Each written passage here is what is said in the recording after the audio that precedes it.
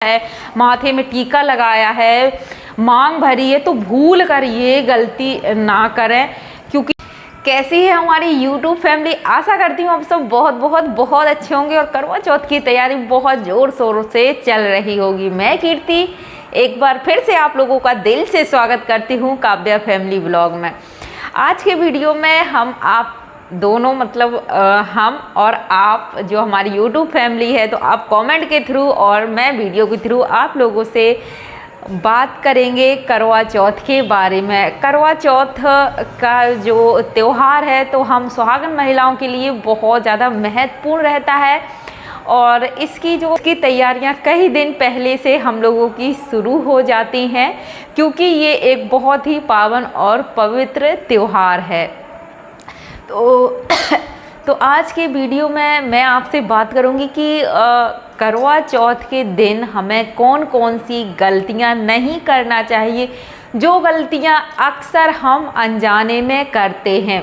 तो ये जो त्यौहार है हमारे सुहाग की लंबी उम्र करने के लिए हम सभी महिलाएं, सुहागन महिलाएं रखती हैं कि हमारे पति की दीर्घ आयु हो और हमारा सुहाग अमर रहे।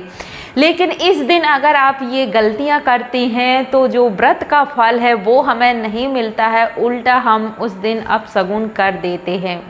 तो आज के वीडियो में जानते हैं कौन कौन सी गलतियां हमें भूल कर भी नहीं करना चाहिए और क्यों नहीं करना चाहिए।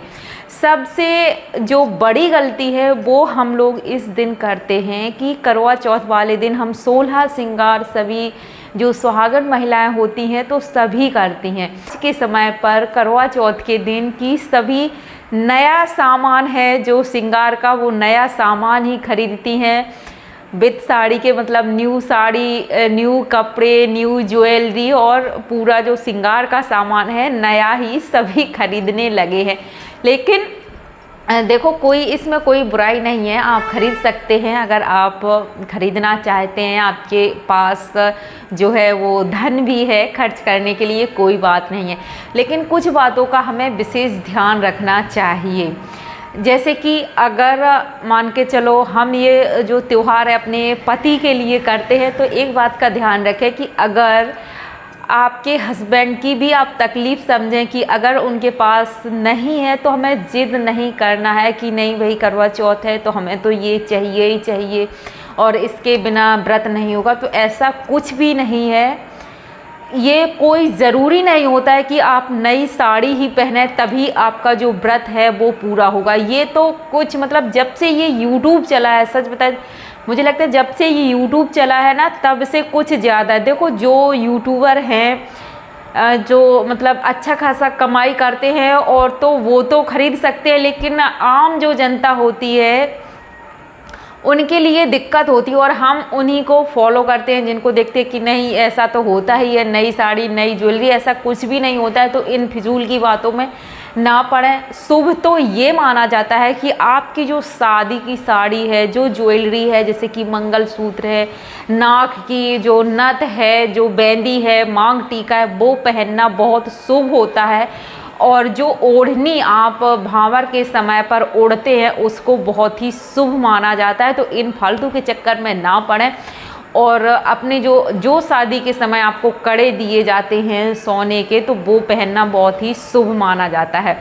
अब देखो दूसरी बात कर लेते हैं। इस दिन हम गलती क्या करते हैं जो हमें भूलकर नहीं करनी चाहिए कि हम पहले तो 16 श्रृंगार करते हैं, बहुत अच्छे से हम सभी तैयार होती हैं। जो न्यूली गर्ल होती हैं जिनकी नई नई शादी होती है तो वो तो पार्लर भी जाती है, बहुत सारा मेकअप, बहुत ज़्यादा तैयारी, सारा नया ज्वेलरी, लहंगा वगैरह, साड़ी, ये सारा तैयारी करी आपने। फिर उसके बाद पूजन वगैरह किया। पूजन करने के बाद आप लोग सभी क्या करते हैं कि मेकअप उतारते हैं कि नहीं, मेकअप उतार दिया आपने, जो चूड़ी वगैरह पहनी वो उतार दी, नई चूड़ियाँ आपने पहनी और उसी दिन आपने उतार दी। तो मेरा वीडियो बनाने का मकसद यही है आज का कि मुझे लगा कि आप लोगों से इतना दिल का रिश्ता बन गया है कि मुझे लगा ये बताना ज़रूरी है। मैं नहीं चाहती कि मेरी बहनें इस तरह की गलती करें, तो मानना ना मानना आपके हाथ में है। कुछ लोग मुझे बेवकूफ़ भी कहेंगे कि फालतू की बातें, ऐसा कुछ भी नहीं होता है। तो जिसको जो कहना है वो कहे, मुझे दिल से लगता है कि बताना ज़रूरी है, इसलिए मैं ये वीडियो आज का बनाई हूँ। तो देखो, उस दिन आपको ये गलती नहीं करनी है कि आपने जो श्रृंगार किया उसको तुरंत ही नहीं उतारना है। आप उतना श्रृंगार करिए, जो चूड़ी वगैरह आपने पहनी है आप ऊपर से कड़े जो है वो डाल लीजिए। चूड़ी वगैरह इस तरह से पहनिए कि आप तुरंत उनको आपको निकालना ना पड़े, आपको अपने हाथ में सूने ना करने पड़े। जिस दिन आपने व्रत रखा है, पूजन किया है, माता से आपने चौथ माता से आशीर्वाद लिया है, गणेश जी भगवान से अपने मतलब पति की दीर्घायु के लिए अमर सुहाग का आपने वरदान लिया है, व्रत रखा है और उसी दिन आप सुहाग उतारते हैं, तो ये एक अपशगुन ही माना जाता है। आपको नहीं उतारना है। कोई भी साड़ी वगैरह है चेंज कर सकते हैं, कोई दिक्कत नहीं है, साड़ी तो सभी चेंज करते हैं, लेकिन आपने इतना मेकअप कर लिया, इतना मेकअप और फिर आपने ना फेस वॉश कर लिया, मेकअप उतार लिया, ये भी गलत है। क्योंकि हमने माता से सुहाग लिया है, माथे में टीका लगाया है, मांग भरी है, तो भूल कर ये गलती ना करें। क्योंकि देखो, एक चीज़ मैं आपको इसका रीज़न भी बताती हूँ कि ऐसा मैं क्यों रोक रही हूँ, मुझे लगता है, तो मैं वो आपको बताई। क्योंकि मैंने इस मतलब मेकअप नहीं उतारना चाहिए, मेरी दादी मम्मी, मुझे भी इतना ये सब नहीं पता था, लेकिन मैंने अपने बड़ों से सीखा है कि मेकअप क्यों तुरंत नहीं उतारना चाहिए, क्यों कब मेकअप उतारा जाता है तुरंत। क्योंकि देखो, मेकअप कोई साधारण, अभी मेकअप इतना चला है कि ब्लश लगाओ, फाउंडेशन और ये वो। पहले के समय में मेकअप को श्रृंगार, ये जो हम करते हैं वो हमारे 16 श्रृंगार होते हैं, जो शादी के दिन ही हम 16 श्रृंगार करते हैं। सिंदूर से जो मांग है वो पति के द्वारा भरी जाती है, तो उसी दिन से हम सुहागन हो जाते हैं। तो देखो, मेकअप ये साधारण मेकअप नहीं होता है जो हम शादी के बाद करते हैं, हमारे जो 16 श्रृंगार होते हैं, तो आप इनको ध्यान रखिएगा। हमेशा मैं बोलती हूँ ज़्यादा मेकअप ना करें, इसीलिए कि आपने इतना ज़्यादा मेकअप किया कि अगर आप नहीं उतारेंगे तो आपको जो है वो स्किन में प्रॉब्लम हो जाएगी। तो ध्यान रखें, उस दिन भले आप इतने ज़्यादा सुंदर ना लगें कि देखो, सुंदर लगने से ही आपके जो पति हैं आपको प्यार नहीं करेंगे, आपकी खूबसूरती आपकी दिल से, आपके कामों से होती है। तो ये बात वो भी समझेंगे। ऐसा नहीं है कि बहुत सारा मेकअप लगा लिया तभी आपके पति हैं वो आपसे प्यार करेंगे या आपको मानेंगे, ऐसा कुछ भी नहीं है, खुश होंगे। ये बहुत दिल का रिश्ता होता है, एक बहुत ही मजबूत रिश्ता होता है, इससे खूबसूरती से या मेकअप से इसका कोई संबंध नहीं होता है, ऐसा मुझे लगता है। तो जब ये जो मेकअप है तुरंत किया, आपने सारी चीज़ें नहीं पहनी और नहीं उतार दी, जब किसी मतलब औरत का पति दुनिया छोड़ के चला जाता है और वो वैधव्य हो जाती है, प्राप्त होती है, तो उस समय पर जिस दिन उसका श्रृंगार उतारा जाता है, तो उसी दिन उसको 16 श्रृंगार, नया पूरा श्रृंगार कराया जाता है, नए वस्त्र, नया श्रृंगार कराया जाता है और थोड़ी देर बाद उसका सारा श्रृंगार उतार दिया जाता है। इस वजह से अब आप सोच कर देखिए कि इतने ज़्यादा पावन दिन पर जब हम चौथ माता से, जब हम चंद्रदेव से, गणेश जी से, गौरी माता से अपनी पति की लंबी उम्र के लिए अपने अमर सुहाग का वरदान मांगते हैं, सुहाग मांगते हैं, उसी दिन आप इस तरह का आप शगुन करते हैं कि आपने सारा नया पहना, श्रृंगार किया और पूजन करने के बाद आपने सारा उतार दिया। तो अब आप सोच कर देखिए कि ये गलत है या नहीं। अब यहाँ पे आप लोगों का रहेगा कि ये सारी फिजूल की बातें हैं, ऐसा कुछ नहीं होता है, जो होना होता है वही होता है, ये तो पुराने चोचलेबाजी है ये सब। तो देखो, अगर ये चोचलेबाजी आप लोगों को लगता है ऐसा, तो व्रत रखने से भी तो देखो कुछ होने वाला नहीं है, जो होना है वही होगा। लेकिन हम फिर व्रत क्या दिखावे के लिए रखते हैं, ये हमारे अंदर की मान्यता है, हम अपनी संस्कृति को, संस्कार को, अपने धर्म को मानते हैं, तभी तो हम ये व्रत रखते हैं। तो अगर आप व्रत रखती हैं मन से और अपने पति के लिए मंगल कामनाएं करती हैं, तो आपको इस चीज़ का भी ध्यान रखना चाहिए। अगर आप व्रत को मानती हैं तो शगुन और अपशगुन को भी मानना चाहिए। तो आपको ये गलती भूल से भी नहीं करनी है। श्रृंगार उतना करें जो आप कम से कम रात भर रख सकें।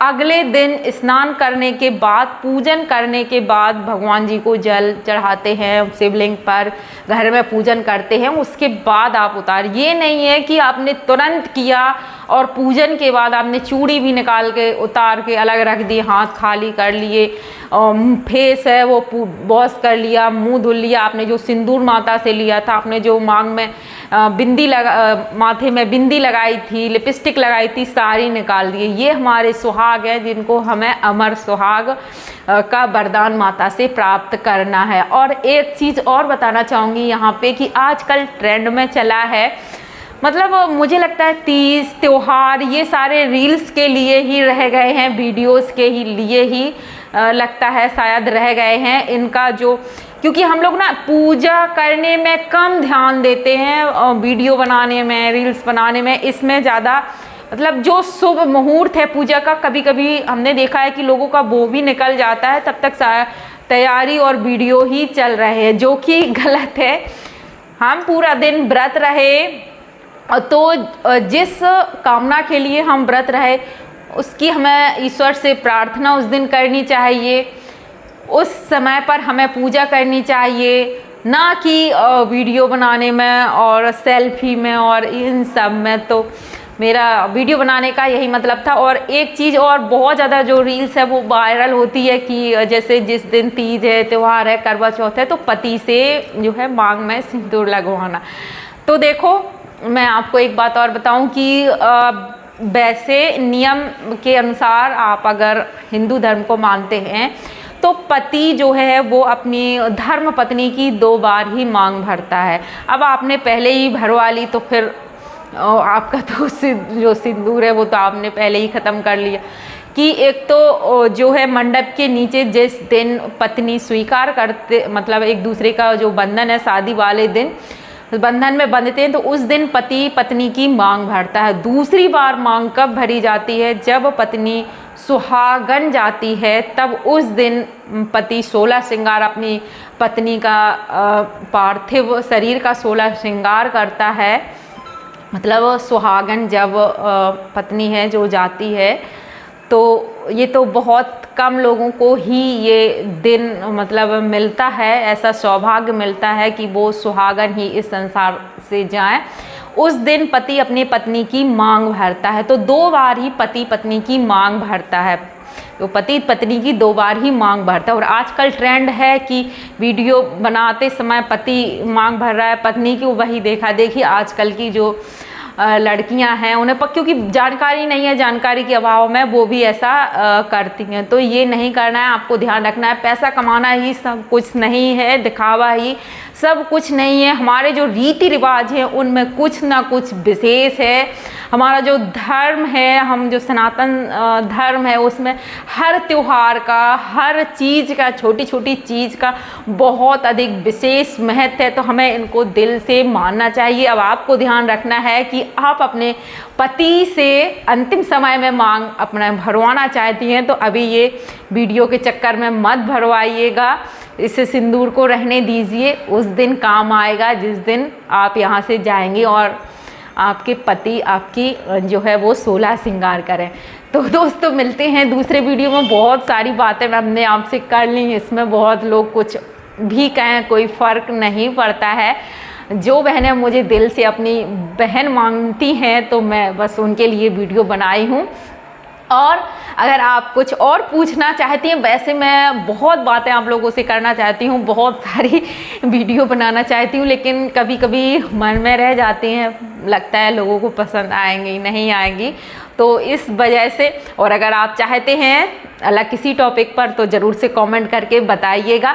हाँ, और जिन बहनों की नई नई शादी होने वाली है तो उन्हें कुछ टिप्स चाहिए कि कैसे अपना श्रृंगार करना है, कब उतारना है, कब निकालना है, या कुछ और भी अगर जानना चाहती है कमेंट करिए, ज़रूर से आप लोगों के लिए वीडियो लाऊंगी। और इस टॉपिक पर अगर और भी वीडियो चाहते हैं तो भर भर के कमेंट करिए और वीडियो को शेयर करिए, जिससे कि हमारी जो नई मतलब जो बहनें हमसे छोटी हैं, जिन्हें जानकारी नहीं है इस चीज़ की, जिनकी अभी शादी होने वाली है, और उन्हें नहीं पता कि शादी के बाद कौन कौन से नियम होते हैं, क्या करना चाहिए क्या नहीं करना चाहिए, तो उन तक शेयर करिए जिससे कि उन्हें भी जानकारी हो और हम सब बहनों का अमर सुहाग रहे। करवा चौथ की ढेर सारी शुभकामनाएं सभी का। देवी माँ, चौथ महारानी, महादेव, गणेश जी भगवान सभी का सुहाग अमर करें। आप लोग भी मेरे सुहाग के लिए प्रार्थना करें कि मेरे पतिदेव हमेशा मेरे साथ रहें। मिलते हैं दूसरे वीडियो में, तब तक के लिए हर हर महादेव। वीडियो को लाइक भर भर के करिए और शेयर भी करिए।